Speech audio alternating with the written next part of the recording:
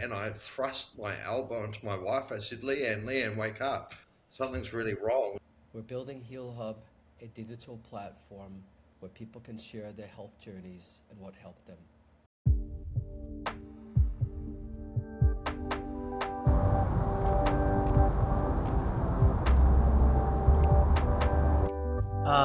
Craig, I really appreciate you coming and having this talk with me, with us. It means a lot. And yeah, we will talk about sort of like what you've gone through and what you've experienced.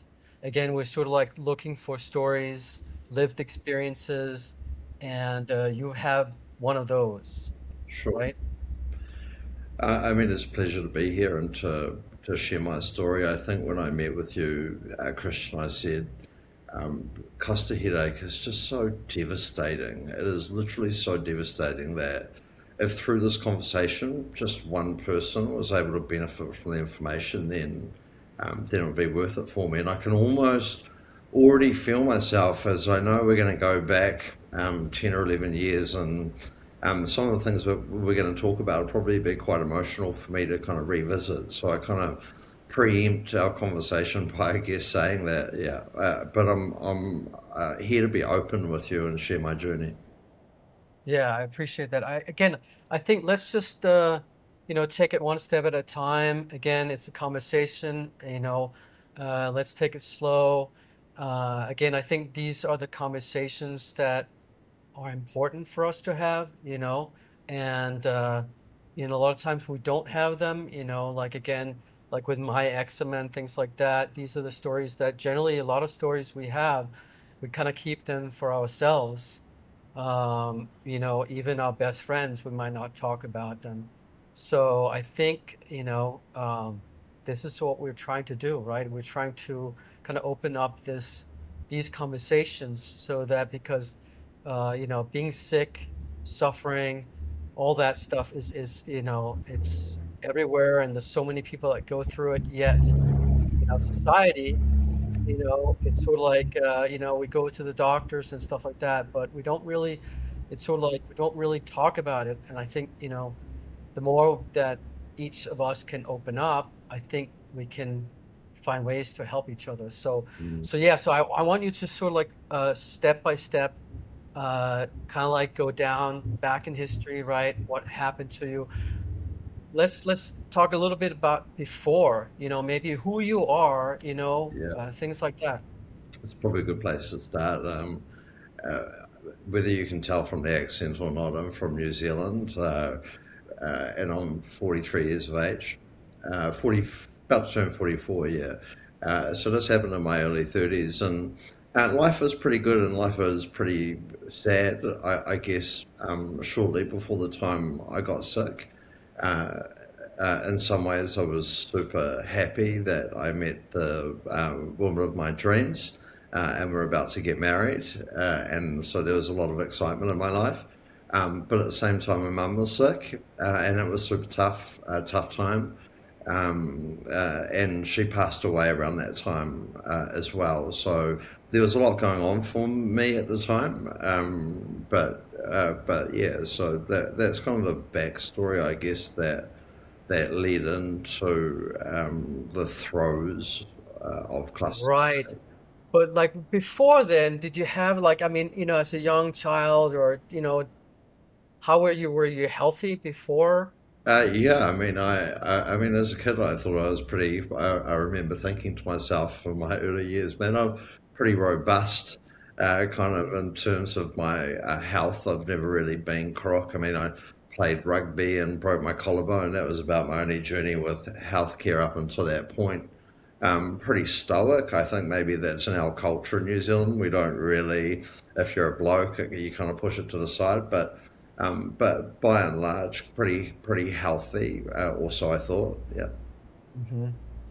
Got it. So yeah, you had a good childhood, and sort of like weren't necessarily really sick beyond like obviously physical sports and stuff like that. correct, yeah. Yeah.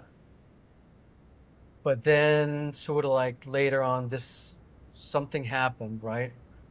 Um, Yeah, it was shortly after I'd got married. So 2013 was a massive year. Mum passed away from melanoma, and then later on that year I got married. And it was early the next year that the first attack kind of happened. So yeah, it would have been early 2014. Um, yeah, I mean, what do you remember of like the first time or like, oh, you the know? like the first cluster headache attack. Hmm. They come at night for many people. For myself, at least they do for the most part. Like I would get attacks during the day, but the nighttime ones were the worst, and it's such a cruel thing. In that I'd gone to sleep like any other normal night. And about 2 or 3 hours after kind of hitting the hay, I remember kind of waking up and I'm like, oh, this is a headache, um, and and it was sort of grew in intensity super quick that I remember kind of going like this in bed and gripping my head and I thrust my elbow into my wife. I said, Leanne, Leanne, wake up. Something's really Hmm. wrong. And I'm already doing this with my head. I'm like, so, and I don't know what it is, right? And a lot of people that you speak to the first attack, you think you're having an aneurysm. Like this is severe. This is don't call the ambulance. They're going to take 30 minutes to get here. We need to go now, now, now. So we jumped in the car, and I'm in the passenger seat, Christian, man, and I'm like, I'm riding up the passenger seat with my head in my hand, going, Leanne, drive faster. Something's really wrong. Something's really wrong. And we get to A&E at the hospital here in Auckland, and as tragic as it is, I wasn't seen quickly. And about 2 or 3 hours after the attack had passed, and I was just exhausted, man. Like I didn't know what had happened. I wasn't diagnosed that evening, and I just went home like worn out and like I, I use bad language on your show, but like Yeah, yeah, you can talk. You can talk. like Just natural. what the fuck just happened? Um, Was it like, I mean, so have you had headaches before? no, no, like no No. migraine, no like most people here and there over the years, but nothing like this isn't a headache.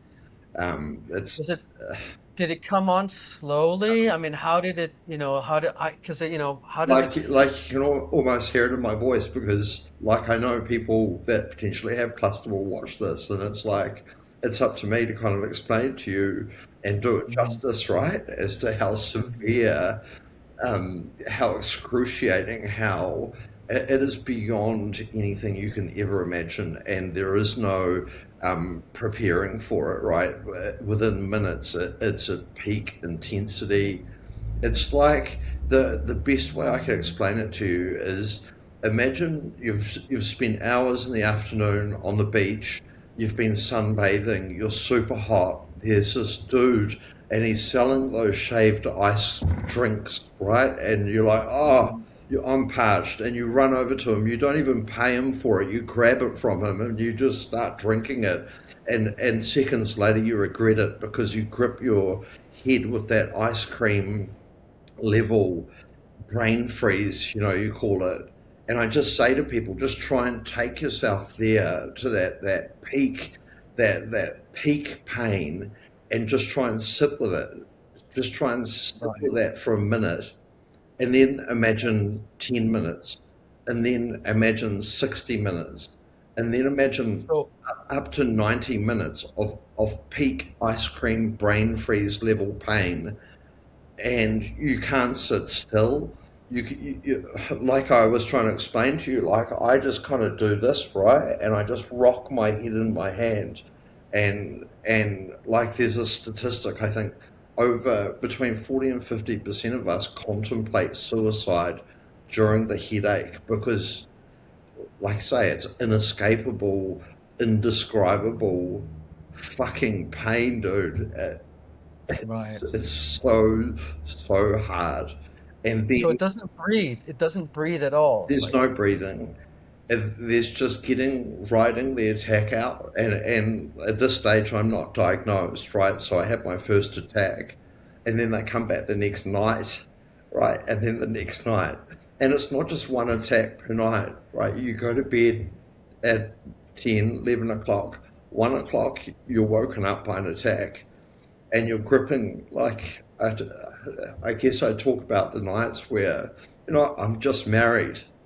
I don't. I'm right. like, what's going on with me? I don't want to. I don't want to burden my wife with this, right?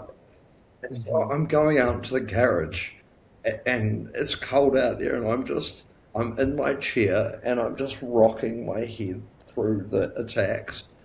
And so that's 2:30, and you're exhausted. You go back to bed, 5 o'clock, bang, another attack, and it's just like it's so difficult. And it happens day after day after day for that's why they call them episodic cluster headaches, because they come on at a certain time and they miraculously stop at a certain time, and that time in between is the battle.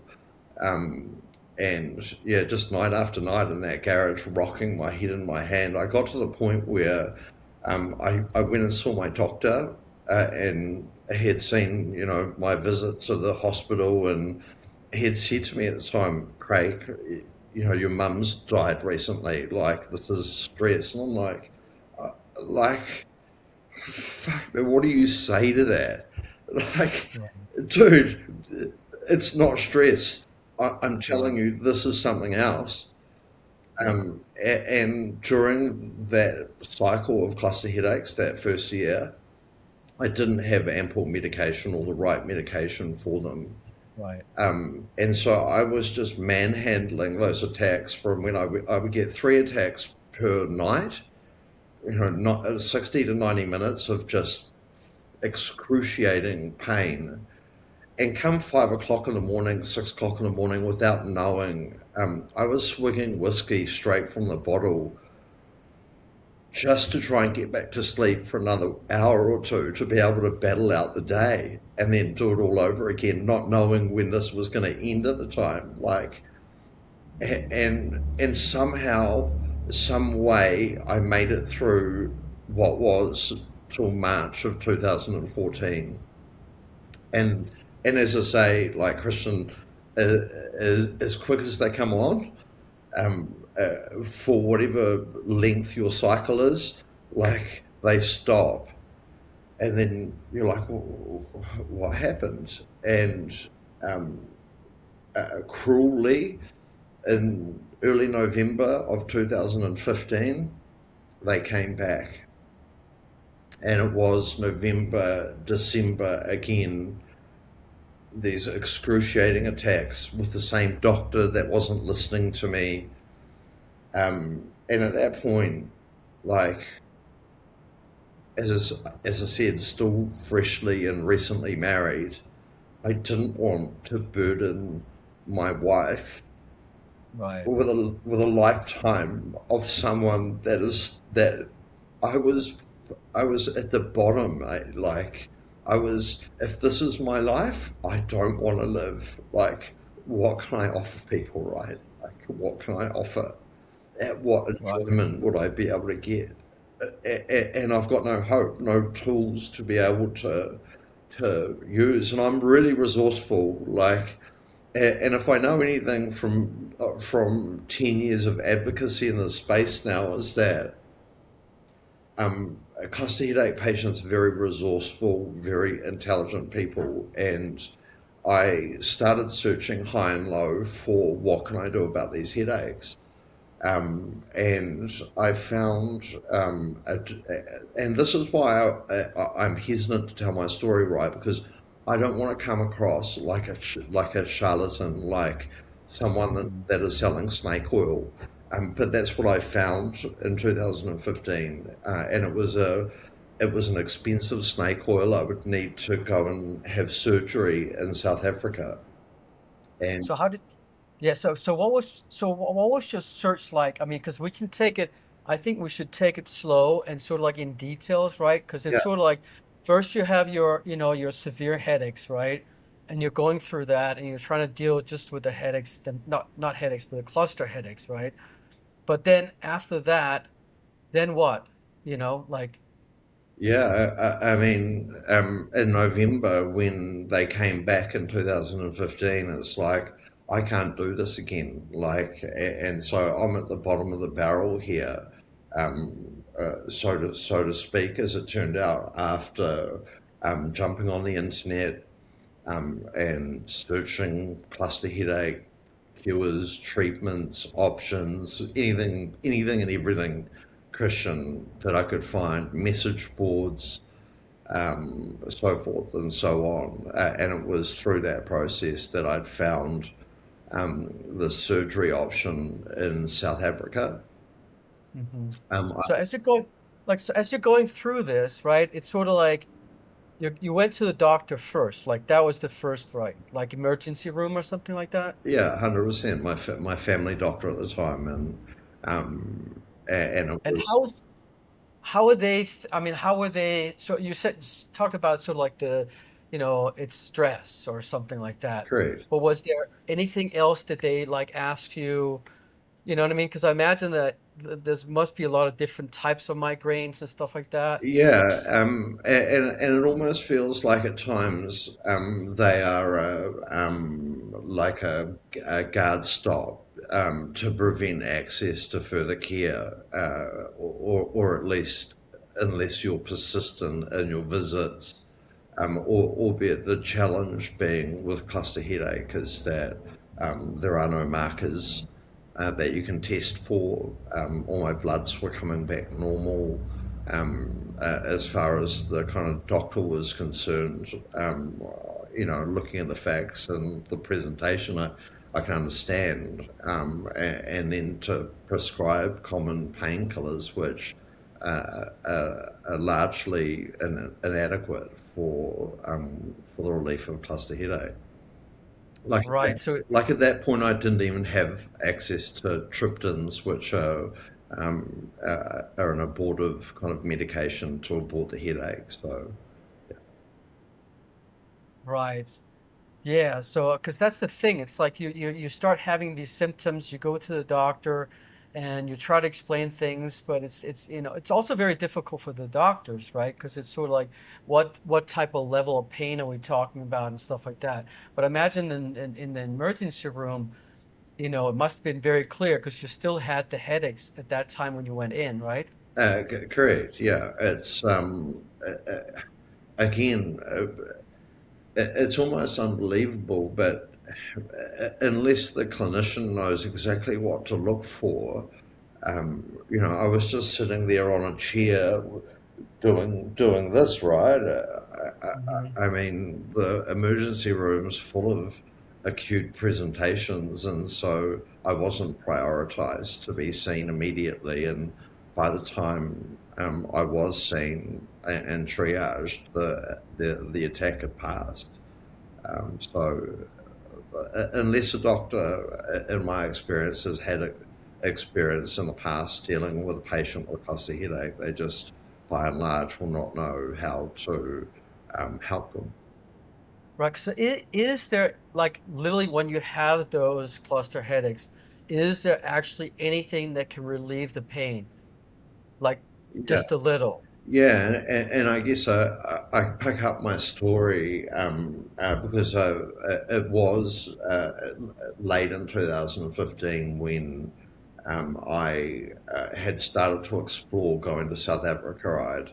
I'd had a meeting with my employer at the time. I'd explained to him what was going on. He was very understanding.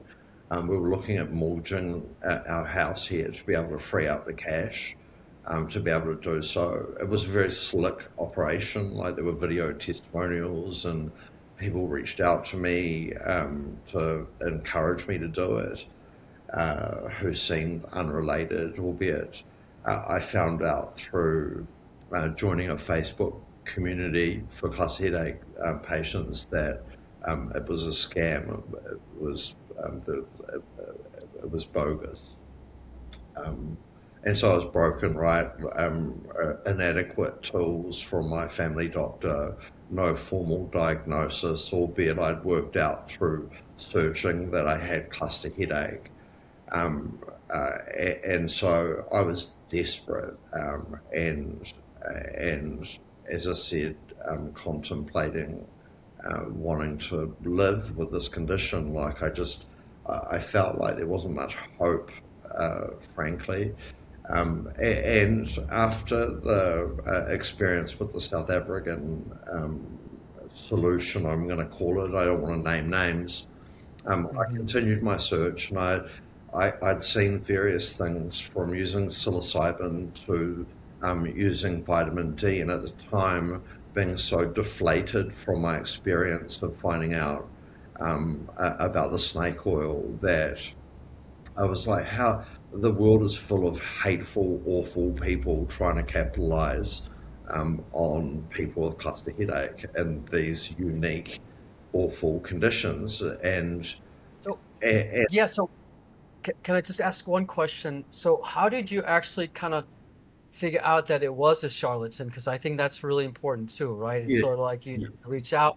yeah, How do I would have posted on a forum and on a Facebook community group, and pretty soon, pretty quickly, to my dismay, worked out that that it wasn't real, uh, and um, and at the same time discovered these other patient-led treatments people were talking about, but through the lens of my experience with, you know, other options that weren't the standard or the norm. I was now pretty hesitant, and in fact, I would be fair to say I was pretty angry at it. It was like, how could it possibly be? And that's where it leads me to still in the cycle in 2015, early 2015. I paid out of pocket to see a neurologist here in Auckland, and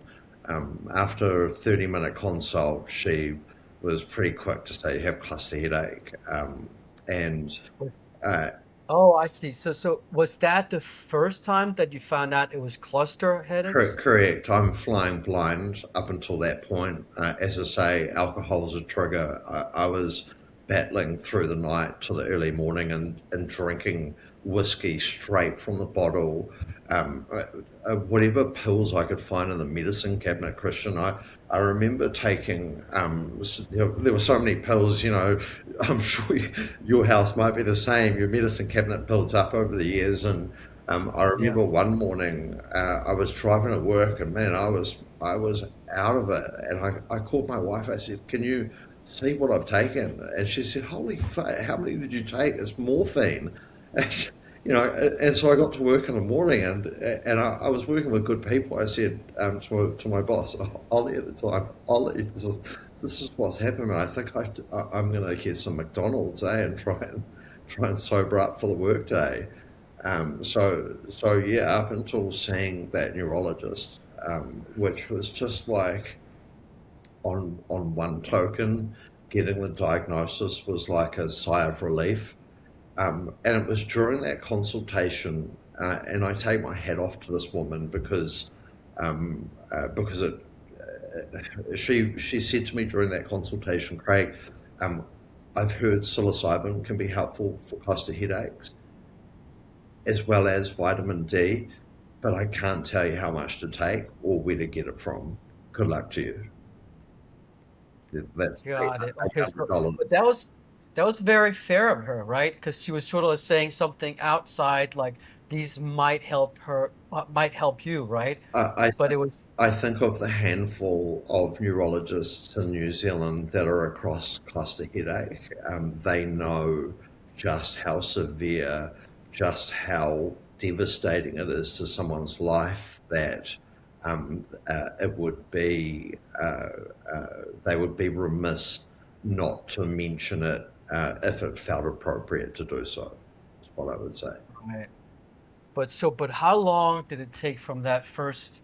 evening, and then till you found her. Yeah, so a year and a half, Year and two a half. years. Yeah, yeah. And during those year and a half, 2 years, how often would these cluster headaches happen? Yeah, so it turns out my cycle is from early November, and I can almost tell you the day. It's either the fourth, fifth, sixth, or seventh of November. The first attack will come, and the last one will leave in early March. So I've got quite a long kind of a cycle, and that happens every year. So November through to kind of late February is that's when I got to be prepared. Yeah. Got it. And so literally like during the end of fall into the winter, you have these headaches, and how often would you then have them? How often? Yeah, Yeah. so maybe one or two during the day, and then three during the night. So And the three, day ones were milder? no, no. No. Oh, There's, okay. I There's no, mean, the nocturnal ones were particularly tough. Um, uh, oh, uh, there's no way to say mild to this. yeah, that's the wrong word to Yeah. say. Yeah, I'm sorry. That's the wrong word to say. Um, and how long would each one then be like? So for myself, kind of that 60 to 90 minutes of just, yeah. Oh man. Oh yeah. So like, oh my God, I cannot even, I mean, again, I've had my small migraines and stuff like that. Nothing like that. I have a pretty high tolerance to pain. I think all cluster headache sufferers do. Many of us react in different ways to the pain. Some people will bang their head against something to offset the pain Yeah. of the cluster. Yeah, yeah, exactly. You're like trying to move the pain away from that or distract yourself. Like, Correct. Yeah, for me, I'm kind of just like my hands are clenched or I'm just my teeth are grimaced, and I'm just trying to ride it out and fight those thoughts and get through, knowing it will end.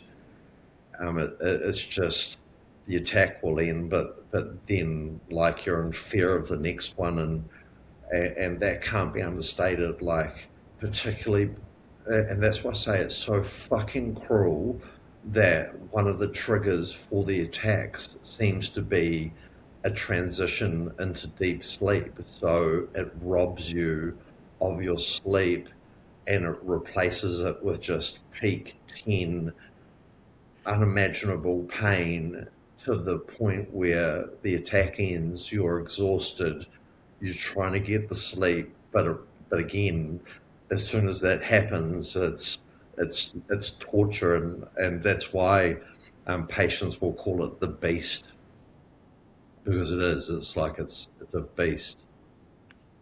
so yeah, it's like I mean, also it's like gotta create some fear, like going to sleep, Like it's like you kind of know what's gonna happen, and it's like how do you even fall? Can you fall asleep? I mean, while you're in cycle, sleep's your enemy. That's you run on little sleep, and sleep is a trigger. So you need to be able to. I mean, the name of the game is to get on a medication that prevents the attacks.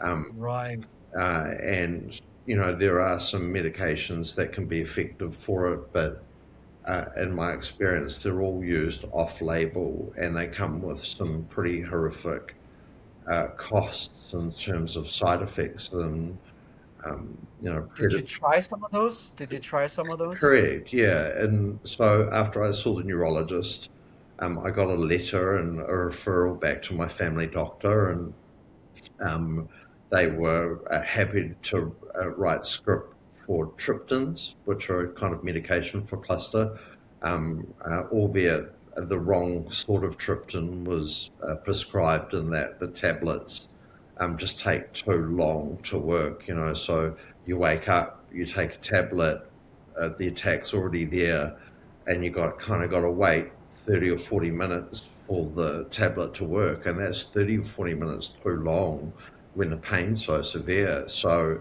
I mean, during those early years, I was chewing those tablets, and anyone watching, don't do that. They're designed to be swallowed. If you're chewing them, you're increasing the dosage, or my heart would race, and minutes later the attack would subside. But yeah, so the medications that I had were not great, and so yeah, it was 2015 after I got diagnosed, got some kind of meds, and she had said vitamin D and psilocybin. So I getting your hands on psilocybin is not particularly easy, and I did order a print, some genetics to give it a go, but that was going to take months. I didn't have months.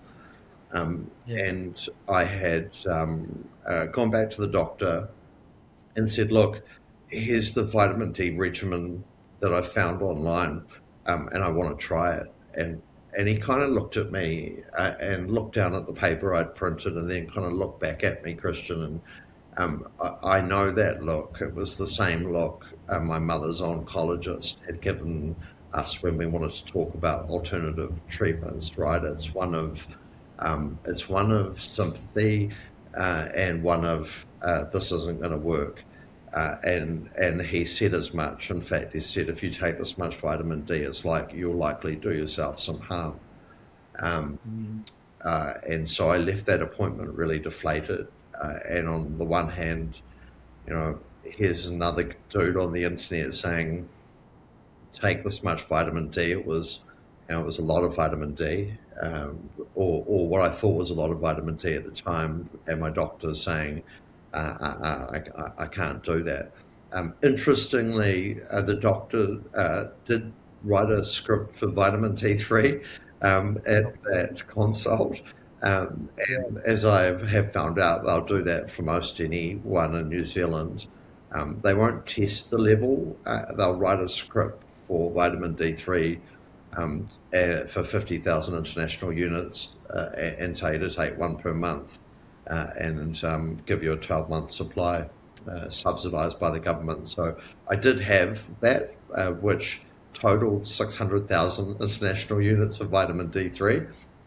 And Okay. I had this printout from the internet that was saying, take 600,000 international units of vitamin D3 over 12 days. Oh, wow. And 600,000. yeah, Okay. so 50,000 international units, not once per month, but once per day for 12 days. And it was at that meeting with the doctor as well, that he gave me a script for prednisone, which is fairly effective for many at drastically reducing the number of attacks. And for me, it Yeah. did. It That's it. worked to kind of curb my attacks down to one or two per day, but I was still getting them, and so I'm like, what do I do, man? What do I do? On the one hand, here's another internet-based kind of solution that I've found, and on the other hand, my GP has said you're going to do yourself some harm, and on the backdrop of the neurologist saying, I don't know how much vitamin D3 you should take and where to get it, but I have heard it can be helpful. So something in my mind just said, dude, just order the rest of the supplements and give it a go. And then I started taking that vitamin D3 that day. And I remember on day 8, I woke up without an attack, and I elbowed my wife awake, right? And that's, yeah, I remember that really because that hug that I gave my wife, and I was like, can this really be a thing? Yeah. And then the ninth day and the 10th day and the 11th day, and I finished that vitamin D3 and the attacks didn't come back. And man, I got my life back. I, Wow. I look back with disbelief, man, because, you know, before I'm just Like vitamins, like fuck off, Christian. Like it's a waste of money, my friend. Like spend it on something else. Enjoy the finer things in life.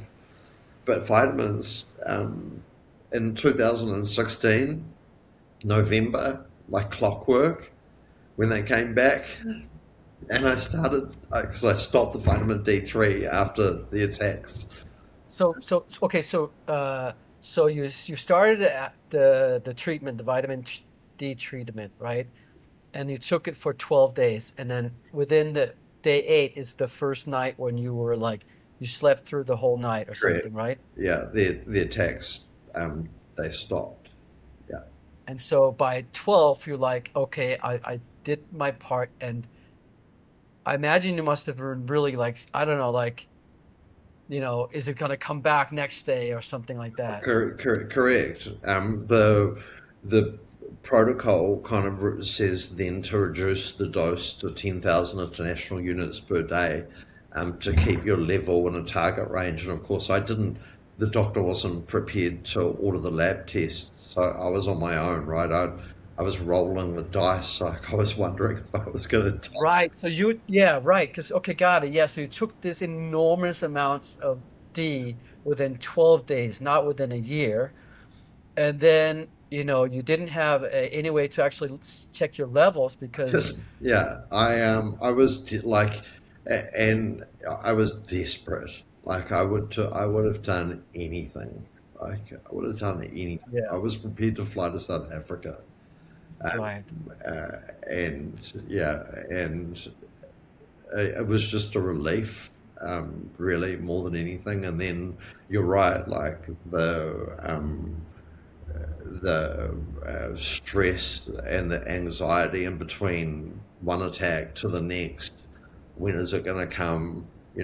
What am I going to do? Have I got all the medications that I need? All of those thoughts.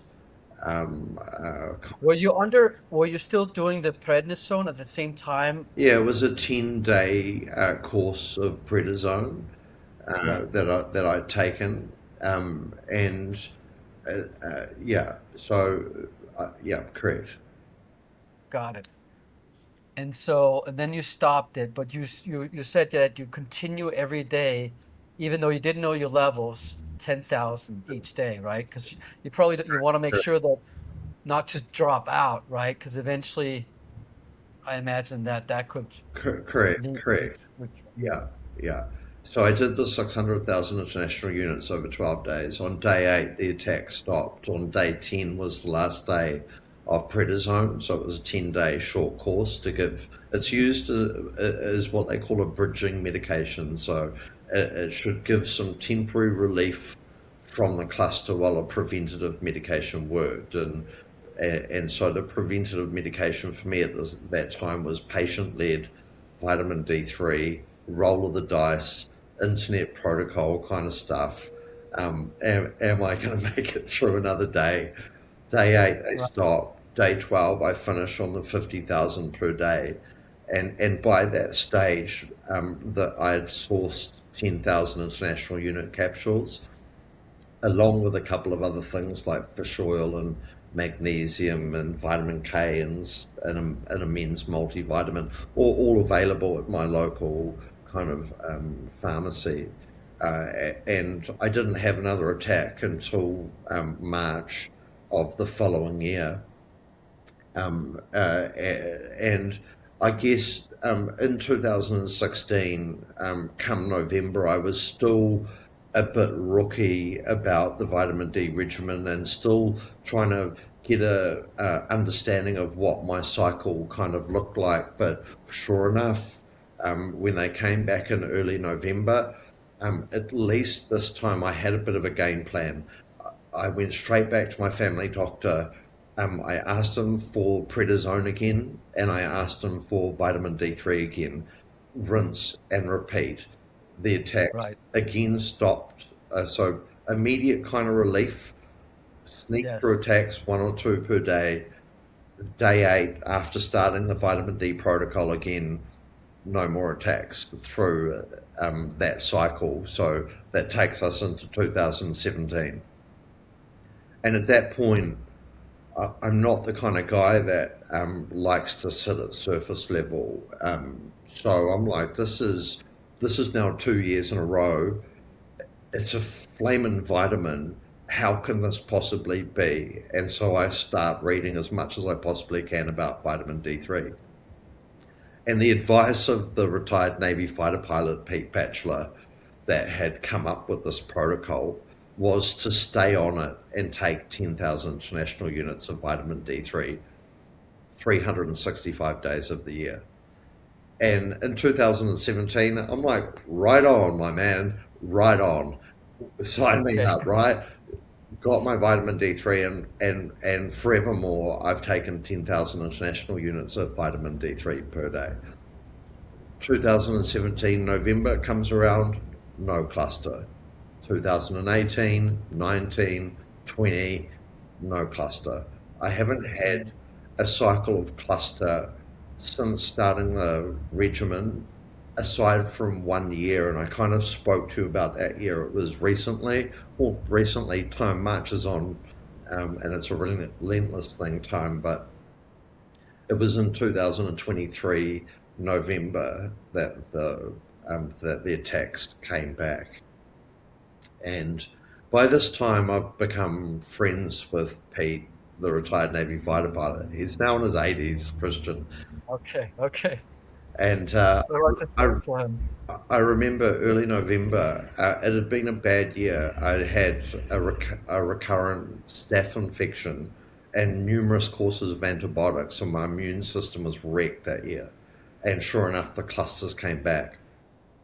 By this stage, the first day of cluster, I was straight down to the lab to self-refer and get the vitamin D3 test. And they're pretty quick to get it back to you. Within 24 hours, I had an email with my result, and bang on, the target for cluster headache for vitamin D, the range is 80 to 100 nanograms per milliliter. Seems to work perfectly for most people. My level was 100 nanograms per milliliter, so right in that perfect level, and I'm still getting the attacks. And I'm beside myself. Like, this has been my saving grace, my silver bullet, right now since 2015, right? So I get on the phone to Pete, and I'm like, Pete, my vitamin D level, the cluster headaches come back, my vitamin D, all on the phone, all at once. My vitamin D level, Pete, it's 100 nanograms per milliliter. If I want to be precise, it was 99.3 nanograms per milliliter. Mhm. Phone goes silent for just a couple of moments, and he says, Craig, take 600,000 international units of vitamin D3. And I said, Pete, I know you're 80 years of age, my friend, and your hearing's probably on the. My vitamin D level's 99.3 nanograms per milliliter. The phone goes silent. Take 1 million international units of vitamin D3. Uh, and and so I'm like, I've rolled the dice with this once before, and Pete's never let me down. And by now, I understand a lot more about vitamin D3 and the thresholds for safety. And I've got a new GP, and she's not batting an eyelid. She's like, if you want to do this, let's do this. Let's get the lab tests, which is awesome, right? Yes. Yeah. Have you talked to, so again, once you had the first one that helped you, right? And it removed the cluster headaches, what happened when did you go to the doctor and talk to them about it? Yeah, so it turned out that doctor passed away around 2016. It Mm. was so hence referred on to a new family doctor, and quite a knowledgeable lady, well, at least open enough to be able to listen to me and go, oh, okay, you will order these lab tests then, and stopping short of advising me to take the vitamin D3. It was more a case of, look, Jackie, I'm going to do this with or without your help. All I'm asking for is for you to order the lab tests, make sure I'm good, and you Yep. don't need to know about with me taking the vitamin D3, and she's like, that's fine by me. Um, and so in 2023, again, and this time not at 50,000 international units per day, but at 100,000 international units per day, already at 100 nanograms per milliliter, as I explained. And on day 4 this time, with no prednisone whatsoever, the cluster headache stopped. And I'm just like, Pete, this information, my friend, like what you have given to the world with this protocol, and and knowing now that he's 83 years of age, I feel like the burden of responsibility lands with me because no one else seems to be going, guys, like there's something here. You need to look at this.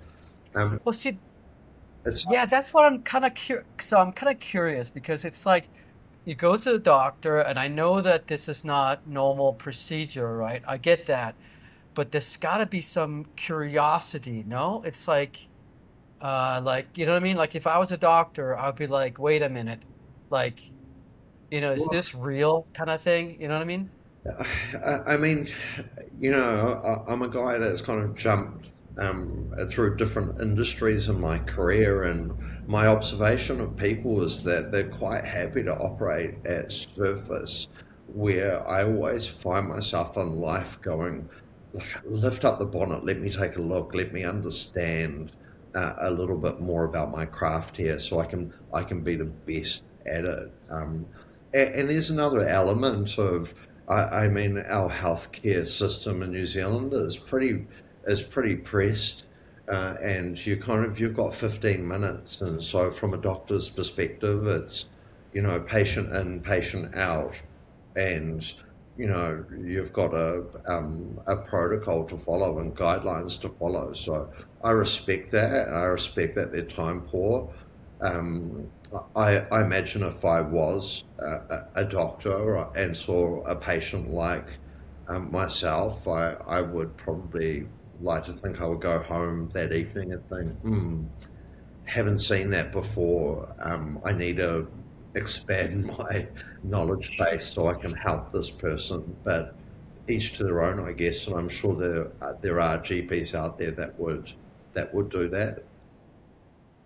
Yeah, I imagine that. I mean, it has to be difficult for doctors, right? Because it's sort of like they learn a lot, then they become a doctor, and then they start treating patients and stuff like that. But they're dealing with the system, they're dealing with everything else, running a business, all those things. So I can imagine it being very stressful. And in general, I think it's sort of like also most people do not do what you do, right? So they don't see many people like you, right? That go in and say, I just took I took these 12 days, right? But it's sort of like yeah, like I again, if I was a doctor, I think I would definitely be super curious and go, wait a minute, um, what's going on?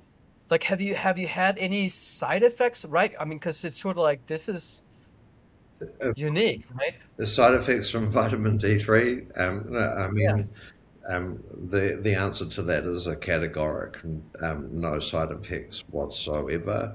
I mean, the risk with vitamin D3, and so I mean, I'll go to the extreme and say that the cholecalciferol, which is the term for vitamin D3, is a rodenticide at the appropriate dose. So, and the LD50, the lethal dose at which you'd need to take in terms of vitamin D3 in order to reach the level we use to kill rats and possums in New Zealand is a ridiculous amount.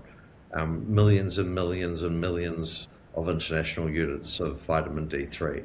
And the thresholds for um, inefficient, deficient, and sufficient levels of vitamin D3 are shrouded in controversy, and really the guidelines are set for the prevention of rickets. So that's at the extreme end of vitamin D3 deficiency, is, Mhm. is rickets. Uh, uh, but at the other end, in terms of vitamin D3 toxicity, is excess calcium or hypercalcemia. So the classical understanding of vitamin D3 is that it allowed our migration from the sea into the land, in which we're able to mineralize calcium and draw on our stores when we needed to. So as the vitamin D3 level increases, it will increase the absorption of calcium from the intestine, and the risk is hypercalcemia, which can be pretty serious. Um, However, in terms of the protocol that we're talking about, Hmm. provided the tests are done, it's incredibly safe. And part of my journey has been to interview a number of people who are well qualified to answer that question. And one of them is Professor Bruce Hollis, right? He's a professor of pediatrics and um, a 50-year research veteran looking at vitamin D3 and reproductive medicine. And I said to him, this is the protocol, 10,000 international units per day. Are we all going to turn to stone, or is it an appropriate or safe level? A dose to be taken? And his answer is pretty categoric, and that it's incredibly safe, and that he himself takes 10,000 international units of vitamin D3 per day. So it's still very perplexing to me that people would either look at this like I did prior to my journey, and that it's a it's a vitamin, dude. Eat a healthy diet and you'll get everything you need, which is not the case for vitamin D3. We make it when our skin's exposed to sunlight, and it becomes a larger philosophical conversation when you consider that really, when you look at everything that lives on planet Earth, we're the only thing that's sitting inside today, fully clothed up in air conditioned space, looking at a screen and talking into a camera. Everything else is doing what God intended it to do, and that's to graze and and wander the earth, right? And I often Yes. think, like the global deficiency in vitamin D3 is a massive health problem, and what is the reason for it? It's because we don't live how we were. I mean, dude, if I could give up my job, well, as you know, I recently gave up my job and I got a bit of free time. But I guess if I had the money, I would sell up and move to the country where I was able to get outside every day and let my skin get exposed to the sun and produce healthy level of vitamin D3 naturally. Um, but that's not the case. And I pretty much wager a bet that if a person watching this hasn't tested their vitamin D3 level and is not supplementing vitamin D3, the chances are extremely high that they will be deficient in vitamin D3, or at least have an insufficient level. Yeah, that does make sense. And it like when I was listening to you, I kind of like wondered, with the clusters, if it's somehow related to the immune system also. Because, when I listen to that, the prednisone helps a little bit. Again, I have eczema, and prednisone was always given to me, and that would sort of like solve the prednisone, but it would always be a layer on top and hide the real problems instead of versus actually kind of removing it. Correct, and this is why I think the vitamin D3 regimen is an incredibly pioneering regimen, given that it was kind of designed around 2011. If you look at the research that has come out over the past couple of years looking at cluster headache, is that it's most certainly has some level of involvement of the immune system and the central nervous system. And further to that, that I said my cycles run from November to March. The period in between where there are no attacks, it is becoming quite clear that whilst the attacks may not be there, there is some perturbations in the immune system that doesn't return to baseline or normal outside of the attack period. Why that is the case, there's, I guess, still trying to understand what that looks like, but I think it adds a level of assurance for myself, at least, that taking vitamin D3 365 days of the year is a well-informed thing to be doing for my overall health, as well as keeping the cluster headache in check. Yeah. So how did you find this? I mean, I know that you went on Facebook group. You were searching desperately for some answers, right? And then you found, but how did you actually find Pete? Where did you actually, Yeah, yeah. where did he pop up? It was a old message board. It's Okay. kind of defunct now, albeit the it's still the place to get the number one breathing apparatus for oxygen for cluster headache, the Cluster O2 kit. So clusterheadaches.com Hmm. is where I'd kind of seen Pete's very lengthy, detailed replies, and I think that's half of the problem is that you read the replies, so it's so much information, and then the guide's like 13 or 14 pages, and I read it once and kind of like in and out, and I had to read it two, three, four times in order to be able to, okay, it's not so complicated after all. It just appeared that way. So yeah, there was an element of just having to do the research myself, which was, if anything, I'm kind of quite comfortable to do that, and to be quite critical at the same time. I mean, I'd sense check things along the way. And found that the loading dose of 600,000 international units is actually um, somewhat standard in medical practice. I have since learned, as an example, if you're between the ages of 5 and 18 in New Zealand and you present at Starship Hospital, one of their guidelines says is that if they suspect there is a vitamin D deficiency, and they suspect that there wouldn't be adherence to a daily supplementation protocol, that a single time, one time dose of 600,000 international units of vitamin D3 is recommended. So there it is in black and white on their website. And we're not saying, or the regimen's not saying to take 600,000 international units in one day, albeit that would be fine to do that. We recommend ramping up over 6 or 12 days. Got it. Got it. Well, I mean, it's fascinating, and I'm so happy that you found this solution. It does make me think about those people who have not found Pete's, or found through the other sources these answers, and it's like, especially, I mean, all diseases are not good, and their suffering is real, but there are levels, and this one sounds like it's one of the high ones where it's really, really like it makes a big impact on your life and struggle with life, right? I mean, how did you manage to work wise? How did you manage to, I don't know, just survive during these first years, when you started?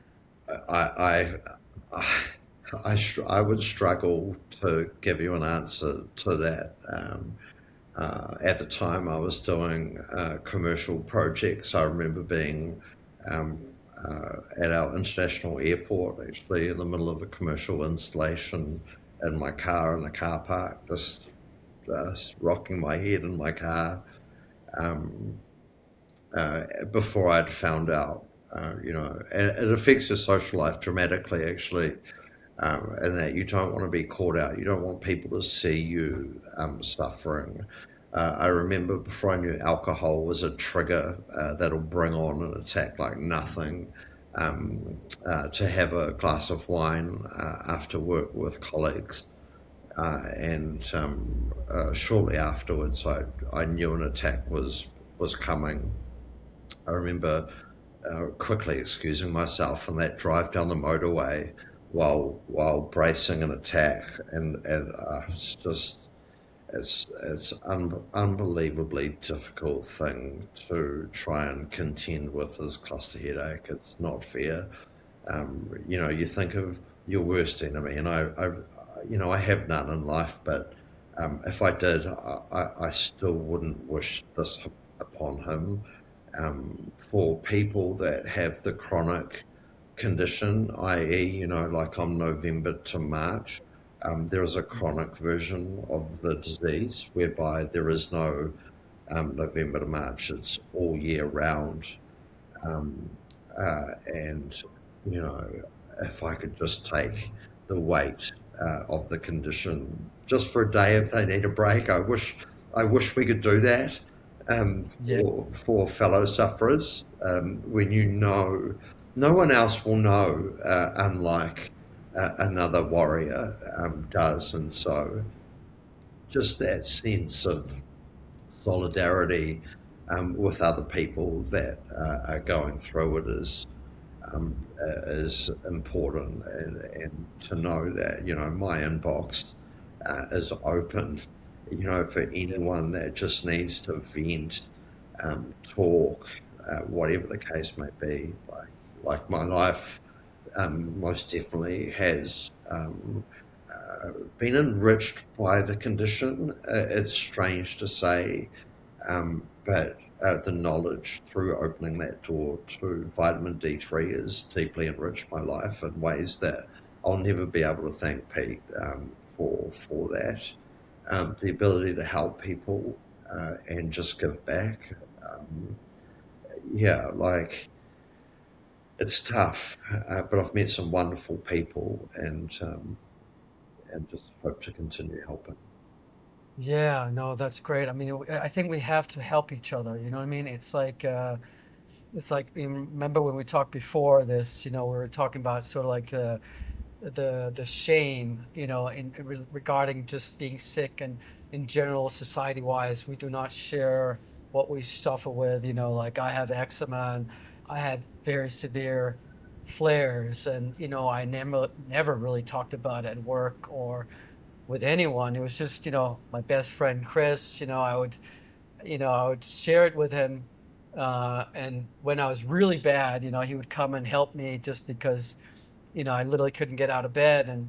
But it's like one of those vulnerabilities also for a guy. It's like, and eczema is visible. So it's like, if, you feel like I don't know, like a monster or something like that. But I think it's like cluster headaches. I mean, my God, the pain, the suffering, and the thing is never the fact that it, you know, yeah, I want us to get to help each other. You know what I mean? And I think as a society, we need to sort of like help doctors also to say, you know what, it's okay to actually look at people and listen to the people, right? Listen to the people that are suffering.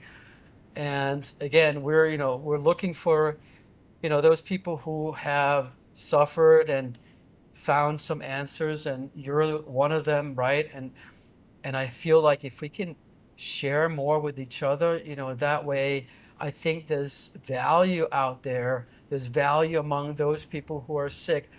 A lot do not have answers. A lot go to the doctor and don't find the solutions, and and that's where it's like, you know what I mean? I can, That I mean, the word that comes to mind is helplessness, right? And hopelessness. If you feel helpless and you've lost hope, that is such a tough place to be, yeah, isn't it? yeah, It takes you to the very edge of humanity, and in that vulnerability, is I think what you're getting at is that I'm okay to be vulnerable, And one of the other topics that's close to my heart, Christian, you'll be able to see this guy up on the wall here. yes, That's my dad, and I never got to meet him. And the impact that his passing before I was born has had, again, on the trajectory of my life has been pretty profound. And if you talk about kind of these things not being talked about, but the deep wounds that they leave on us, right? Is that we need to talk about them, and so I think what you're doing is special, and it's important work. Thank you. Yeah, no, it's like, I don't know. We have these, we go through life, and each of us have these things we have to go through, ordeals, but it makes us stronger and it connects. If we allow it, it can help us connect with each other. Or you know what I mean? It's like, I don't know why is illness? You know what I mean? All this stuff is a big mystery. I don't understand it. You know what I mean? Why do we have to suffer? But at the same time, suffering and pain, when we are on the floor, that's when we kind of go, you know what? I don't know. It's like, it crushes you to the point where you realize, we're all the same. You know what I mean? It's like, you know, compassion. It's compassion. I think it's compassion.